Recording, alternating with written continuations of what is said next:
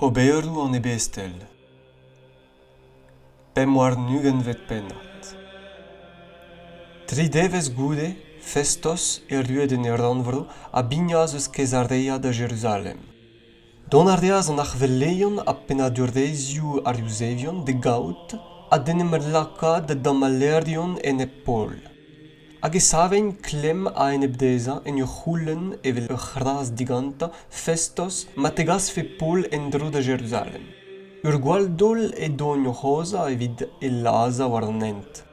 Festos avad a el geriaz e vefe miret Paul e Kezareia hag er anke e unan man kuit ep gortoz. A reo deus etta, emeza. Gallout en o touez evit se, razis kenin ganin, a mazos un drabenag direiz en den se, ra e damalin. Goude bez an tremen den o zouez eis pe dek devez d'ar muia et iskenas da Kezareia. Hag an deiz war lech o vant da zezan war digad ar varn e c'hoc'hemennas degas Paul. Pa voe ruet emma et teuaz ar Iusevion diskennet eus Jérusalem da zougen a en ebdeza tammallou niverus a poner, na oan ket evit o froui. Paul avad nem zifenne. Na genep lezen ar Iusevion, na genep an tempel, na genep Kesar, nem eus graet un torfet bennak. Met festos, c'hoant gantan da berplijadur d'ar Iusevion a el gerdiaz da bol hag el lavaras. A fellout ar da dit pignat da Jérusalem da vez an barned en no dirazon diwar ben an traouse? Paul a respondas. Ema ma afer dirak les varn Kesar. Enno eo et lean bez an barnet. Ouz ar Iusevion nem eus graet gau ebet. Evel ma c'houzout vat te da unan. Mar don kablus evit gwir. Mar em eus graet un drabenag de lezeg a vardo, ne nachan ke mervel. Et mar neus netra gwirion pezh a damalon din. Nen neus den ebet ar gwir dam leuskel ganto. Ober ar an galf da Kesar. Neus e festos goude ken divizout gant e guzul a respontas. Da Kesar a c'heus graet galf, dirak Kesar e zi. Un nebet devezhioù goudese et teuaz ar roue Agrippa a Berenice da Kezareia da saludi festos. Evel ma chomen enno ur pennadig et isplegas festos da roue afer Paul en ul lavarout. Amma ez eus un den bet lezet brezhoniat gant Feliz. Pas on ed da Jérusalem, o deus an beleien hag en aourion ar Iusevion douget klem a en ebdeza o c'houlen ma vefe kondaonet. A responta demeus dezo neke kustuma ar romanet da rei un den evelse a rog men de vefe bet an tamalad e damalerion diraza a bet tro denem zifen a eneb an tamaladur. Deudin amma eta a gevret ganin. A gebt dale ebet an deiz war lech ez on net da zezan da varn a roed en meus urs da zegaz an den. Met urvo is laket diraza an nodeus e damalerion de gaset a begrevus ebet a sort an mefe discredet me. Ar pezh a eneben outan a oa tabutu en drodor religion a diwar ben ur Jesus bennak. A zo marou a geman Paul o lavarout ez eo bev. Evidon me o chom nehet gant kuden nou a seurse em eus goulennet outan a fellout arde deza mont da Jérusalem hag en no bezan barnet diwar bense. Met Paul o vez an graet galv evit ma vefe mirdet e goz da varnedigez an impaler meur em eus c'hoc'hemennet e ziwal amma, a han ma kasin an nezan bet avet Kesar. Agrippa neuze a lavardas da festos, me ivez hag ar fe klevout an den. Oa c'hoaz, eme festos, e klevi an neza. An trononz e teuaz Agrippa a Berenice gant kalz pompat, hag e c'hantrejon e bar sal ar Brezhioù gant ar livadur a Pennadoù ker, war urs festos e voe degaset Paul. A festos da lavarout, roue Agrippa, a c'hui ol a zo bod d'an maganim, gwelout ar dit an dense e o deuet ol engruez ar Iusevion d'am c'havout diwar de ben, e Jérusalem hag amma en ur grial ne oa ket de lezel da vev an pellach. Me avad am eus kavet, nen neus graet netra o tellezout ar marv. Met peguir den neus e un an graet galv d'an impaler meur em eus divizet e gas deza, daoust nam eus netra resis da skriva diwar de ben d'an outro. En abeg da se, em eus ez e gaset dirazach a drestol dirazout roue Agrippa. evit mammo goude e c'houlenat a bredemmañ peadra da skriva. Rag diboel e kavant kaz ur brezhoniat ep merka war an dro an tammallou a helfe beza. C'hwech war nugen vet pennat. Agrippa a lavardas da bol. O trede o dit komz evit difen da gos. Deus e Paul o vezan astenn a dezorn en em zi damallaz evel en. Diwar ben an ol drao o deus tammallet din ar Iusevion, roue Agrippa, en em gavon e vurus da c'hellout irdio en em zifen dirazot. Dreistol o vezan maz an avezez ol gustumou a tabutou ar Iusevion. Dresse a spedan dam chilaou gant pasiantet. Ar pez me obet ma buez a dalleg ma yawankis, penons a dalleg an derdou e meus bevet e kreis ma fobl hag e Jérusalem an ol Iusevion en gward. Ma an aoud a reon a belzo, hag e c'hellon mar feldezo testenia e meus bevet ervez ar gostezen ar strissa eus or religion evel ur fardizia. A bremañ c'hoaz, en abeg d'an esperance am meus bromessa graet gant douet ontado, ez eo ma zon lakaet diragel lezvarn. Ar bromessa se hag o deus on daouzek meurdiat, pa zalc'hon nons deiz da veli doue, an esperance de gwelout o ton da wir. En abeg d'an esperance se en eun ezan, o roue, tammallet gant ar Iusevion. Perag e sellerd en outouez evel tra digredus e helfe doue at sevel ar revardo da veo. Evidon me em moa sonjet da genta et leen sturm e pep douarde a eneb anno Jesus an Nazardedat, ar pez am eus graet e Jérusalem. A kalzeus ar sent am eus serdet brezhoniou gant ar galout am moar de sevet digant an beleien, a pa veze mennek do laza e saven ma mouez adu. Hag alies o vont dre ar synagogennou e felle din dre o chastiza ur de dia da valozi. A pen follet dreiskon en o c'hever ez eskinen an ezo betege c'herdiou a ziavez bro. En doarese edon o vont da zamask, gant galout a gotre an beleien, pa welis o roue e kreiz an deiz, war an nent, o tonz an neu a trech da splander an eol, ur sklerigen o tarza en drodin hag en drod a re a gerzeg an in. Kweza a region old an douar hag e kleviz ur vouez o lavardoù din en ebreak. Saul, Saul, perag am eskinez. Kalet eo dit gwinkal en ebar brut. Me a respontas. Più utte, otro. Hag an otro a lavardas. Me e Jesus, an inia eskinez. Met sav, en em la guarda dreit.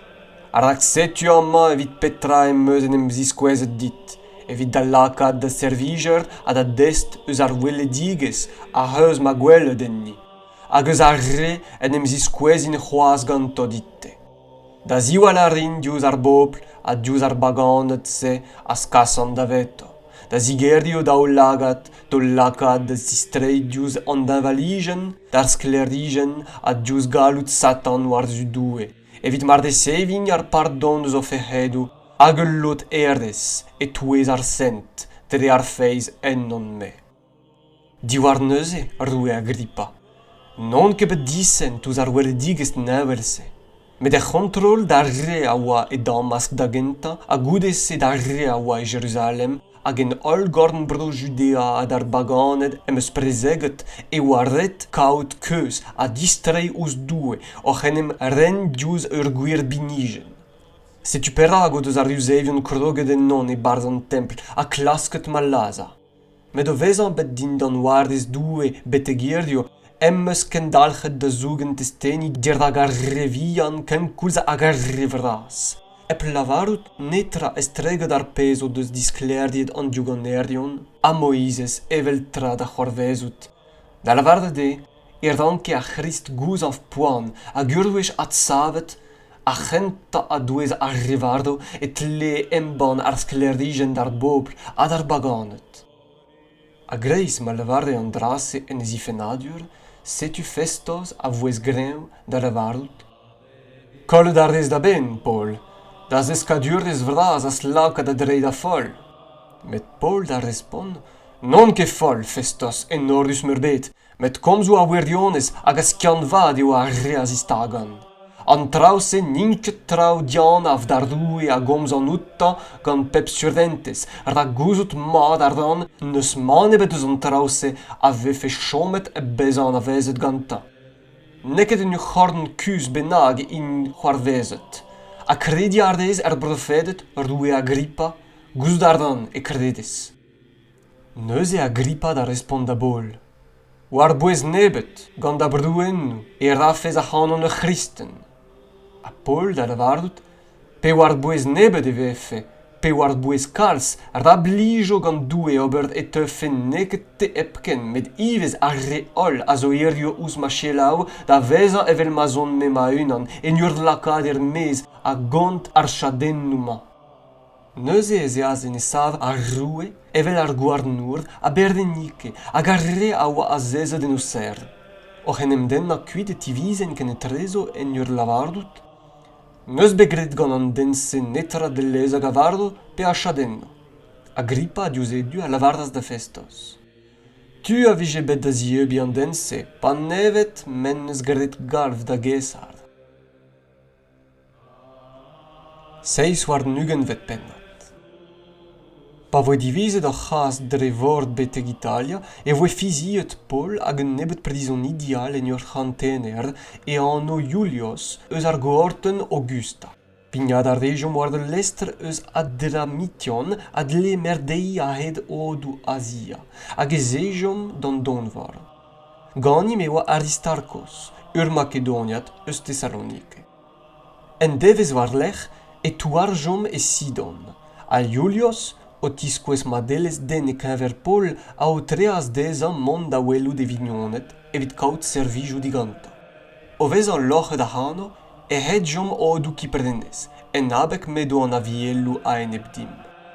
O treuzi goudese Morkilikia a Pamphylia e touarjom e Myra e Brodolikia. Eno a c'hantener o vez an kave de lestr Alexandriat o treuzi war zu Italia ar deaz dim mon war e vurs. E pad Untitled Chapter e verdejom gustat, a poan ar boe o herriou diraknidos. Ne oa ket an avel ouz o c'haz d'an douar, hag eda ar rejom kreta e trezek salmone. En ur riblag an poan, an notse, e zerrujom en ul lech an oet pordiou mat, emmatos deza ker lasaia. Tremenet ur pennad brau a amzer, hag ar merdei o vez an deuet risklus, ragen deo e oa de biou koulz ar diun, Paul ar doaz dezo an alima. Gwazet, merzout ar dan ne voket ar verdeaden e priskloù bremañ. Nag eb gau bras, neket epken evit ar gargaden hag al lest, met ivez evit ar bloavezhioù. Met ar c'hantener da fizie e c'habiten hag er pardamantour muioc'h ege de lavardou Paul. Ken nebedal, ne oa ket ar porz diouz douarde gouan vienna. An darn vras a voe alieta da vant kuit ar c'hano evit tizout fennis ma c'helfet a gouan vi ar porse eus kredeta o sellout war-zu ar mervent hag ar gwalarn. Penem lakas da c'hweza un ezen eus ar Christeiz e kavas dezo edon e tail da seveni oratos.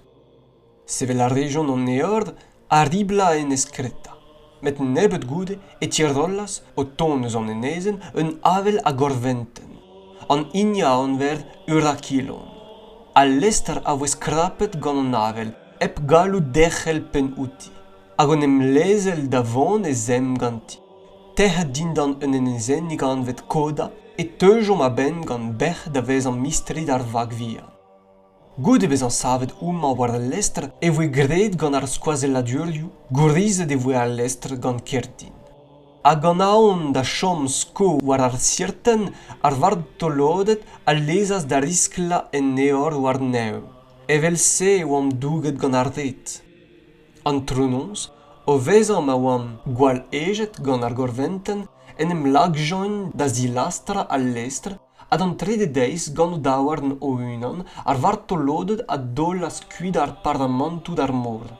Nag an eol, nag ar stert no devoa pardet war nom a baoe de vezhioù hag ar bardad a bade bepredet ken gwazal. Bredem ma e oa lammet diganim peb esper da vez an savetet. Pel a oa nor boa ket ebret. Neus e Paul, oc'h en em lakaat en o c'hreiz, a lavardas, Red e vije bet deoc'h gwazet ma chelaou a chom ep kuitaat kreta. En em virde de vijem douz ar riskl hag a cholma. Bremañ avad ou pedi ardan da gaout kalon. Ardak inni ebet a hanach, ne daio da gol e vuez, nemet al lestr epken a vo kollet. Ardak en nozma, ez eus en em ziskouezet din an ael eus an doue, ez on mes servijer deza, a lavardet en neus din, ardabat dit kaout Paul. Gierlach kesar erdan kez en em ziskouez a Setu ma les doue ganit, de revadelles buez a reol a zo war vor ganit. Dre se ou pet kalon gwazet, fizioù d'ardan war zoue e c'hoarvez o drez e gis ma ze o bel lavardet din. Met war en enezen benag et Liamm skei. Ar pevarzegvet nozvez a oa ma oam kasset digasset war vor adria, pardak santas ar verdeidi war dro anternoz et tostae utto un douar benag. O teurdel ar son e kavjon ugen gurhedat. Hag eid un tammik larkoch, o teurdel ar son adare e kavjon pemzek gurhedat. Aon ganto na skofem war gerdek tars et toljon pevardeor diouz an aros. En ur etiar gouloudeiz. Med ar verdeidia glasketejo diouz al lestr, al lezo do devoa da zisken ar vag vi an mor war zigardis mont da stenia an eordioù pelloch diouz ar staon. Neus e Paul a lavardas d'ar chantener a d'ar soudardet, mar ne chomket ar rese war da lestr ne c'hellit ket c'hui bez an savetet. Neus e ar soudardet a droch askerdin ar vag vian de lezel da gweza. O c'hortoz ma parfe an deiz, erdo e Paul ali start d'an hol da gemer bouet. O lavardout, Setu pe varzek devez, erdio, ma ken dalc'hit da c'hortoz o chom war-un, ep kemer netra. Gant se e c'halian deoc'h kemer bouet. Rag an drase a dalv evit ou silvedigez. Inni ebet a c'hanoc'h ne golo ur vleven diouz e ben. O vez an komzo de velse e kemer das barda e lavardas benoz da zoue dir ag an hol e ardandas ar barda hag en em lakas de zebre.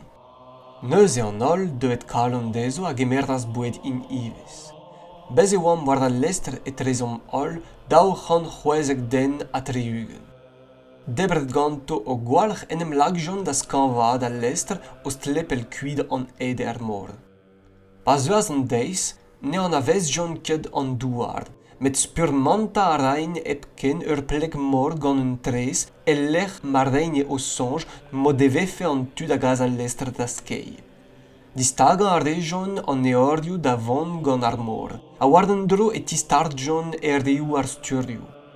Neuze o lezel d'an avel ar ouel vizan kornek e klasken mont an not. Met o vez an etsko ouz ur vazen et redioù-gasen e stangjon al lestr e bars. Ar staon, peget start, a chom edifiv, med an ardoz a iae a dammoù din d'an nerz an oul. Ar soudardet a vennas neuze lazar Brezhonegi gant aon na derfe inni pe inni war neo. Med ar chantener gant ar c'hoant da savetei Paul a virdas outo da gaz o sonj da ben. Re a reaz urs da re a oa gwez da neuvial den em deurel en dour da genta, a da dizout an douard. A da real da vont, darn war blenk, darnal war dammoù pense eus al lestr. Hag evelse c'hoarvezas gant an hol e rioù diach, a salv betek an douard. Eis war nugen vet pennat. Urwech saveteet, e wezhioù neuze e oa melita e veus e anvet an enezen. Tud ar vro a ziskouezas en ur c'henverd ma deles dreist bard. Neuze e naoui a rejon don degemer un tantat bras, en abeg d'ar glav a gwezioù a dar genijen. Evel ma oa Paul o tastum ur vriad kunnet sech de zeurel en tan, sed an naer, deuet er mez gant ar rouez a grogaz en e zorn. Tud ar vro, pa weljon al loen a istribiliouz e zorn, a lavarde an eil de gile. Ep mard eo un torfedour an denma, pe gwir evitant da vez an bet savetet eus ar mor, ne otrik ed ar justiz gant an chom beu. En avad o vez an ejet al loen da gweza en tan, ne c'houzanvas drugebet. In a oa ouz e c'hortoz da gwenvi a da gwezan an douard en un tol mar o mik. Chom a rejon pel amzer da c'hortoz, Met o welout ne c'hoarvez fe gantan net ar fall e kem join o menos hag e lavarjon e oa un doue aneza. Nepel diouz al lerse e oa un domani pechennet gant na chenta eus an enezen, publioz e an. Emma on degemerdas hag on erbechas 3 devez gant egaratet. A Setu ma oa tat publioz en e welle, dalchet gant barou terzien a ret kov gwadek. Paul a iaz de welout. A bedas en urasten e zawar noarna a gebardeas. Da eul an drase ar glanvourional eus an enezen a zeuas de gaout hag a voe pareet. A resse, neuze, a reas diouz o gwella evit ar servigi a pa zejom wardok a darde e bloavezhioù don ezon. Goude tremizvez e zejom en dro ar vor gant ul lestre en devoa goinvet en enezen, ul lestre Alexandria da oadeza da arwezinti an dioscourdet. Douar a rejom e Syracuse e l'er ma chomjom 3 devez. A hano en ur eda an nod ez rujom e regiom, en devez war l'er e savazavel eus a Christeiz a dindan daouzevez e tisjom puteoli. Eno e kavjom breuder hag or pedas da chom ganto 6 devez. Evelse e teujom betek Roma, breuder ar gerse klevet ganto kellou eus an don ediges, a zeuas don diambrouk betek fordom a pios hag an terzavarn. Ouz o gwelout, Paul a lavardas benos da zoue hag e zeuas kalon deza. Eit 3 e Roma, e voe o 3 da bol bezan o chom en e di e unan, gant ar soudar da zioale aneza. 3 devez goude e halvas de nemvot Pennadoù ar diouzevion. Pa voen bodet e lavardas dezo? Breuder, e bezan graet netra en e bord popl pe bloavezhioù Pennadoù ez on bet barne de Jérusalem a lakaet de 3 daouarn ar romanet. Ar remma goude Oberoù klask a felle dezo ma di Brezhoneg dren a oa en non pennabeg e bedavaro. Met o vezan ma save ar diouzevion a ennep e voen ar rediet da obergalv da gesard, daoust na wanket e sonj da damal ma broad e traibet. En abeg da se em eus graet ar goulen du kwelout a da zivizout gannoc'h, ar da gabalammour da esper Israel eo e tou gant ar chadennoù. In a respontas deza. Ni non eus resevet lizer ebet diwar da ben eus Judea. Nag en nebet, in ebet eus ar vreuder de ruet amman, en eus degemennet na diskleriet kellou fall ebet diwar da ben. Met laouen e vefe mo klevout diganit ar pezh a sonjez. Rak diwar ben ar ran gredense om deuet da an naoud evez dislavardet e pepler. Merka ar rejon deza un deziat, hag e teujon niverdu sort de gavout en elogeiz. Displegan ar reas dezo, dre rei testeniou, petra e ordu anteles doue, o klask gonit ar spert diwar ben Jesus, dre enem arpa war lezen voizes hag ar profetet. Kemense a badas a dalleg ar beurde bete gant nons. Darden a voe gonezet gant ar pezh a lavarde, darden al a vad a ziskrede. Ne oan ket a un van ken e trezo pas e jon kuit pepini diouz e du, goude men de voe Paul lavarde d'ar gomzman ep ken. Gwir e ar gomz en eus ar Bibl Santel lavarde doutadou, dere ar profet Isaia. Ket a gaout ar bobman a lavardezo, klevout ar refot gant o tioускwarn a ne gompren fotket. Sellout ar refot gant o taou lagat a ne wel fotket. Rak poude o deuet sperdet ar bobman da veza. Stouvet o deus o dioускwarn, serdet o deus o daou lagat, gant naon no devefe gwelet o daou lagat, no devefe klevet o dioускwarn, nen devefe komprendet o sperdet, no devefe distroet ouzin, an am meferdoet dezo ar parde. Ravezo an avezet gannoc'h eta eo d'ar baganet, eo bekaset ar silvidigez ma digant doue, in a chelau. Paul a chomas daou bloavezhioù da bez en ul logeiz bet furmet gantan e unan, a de gemer ar rei kemen a zeuet e gavout. Embannet ar rei ordu an teles doue, a kellen ar pezh a sell ouz an otrou, Jesus Christ, gant peb ar diziegez ep skoel ebet.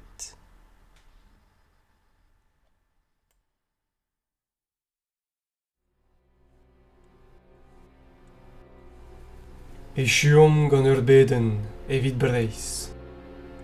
Breizis, kwezom d'an daoulin hag ep falgaloni, Pedom Jesus da gemer truez ouz ur broni. Breiz diskardet ur pillet ne beutoc'h askedo.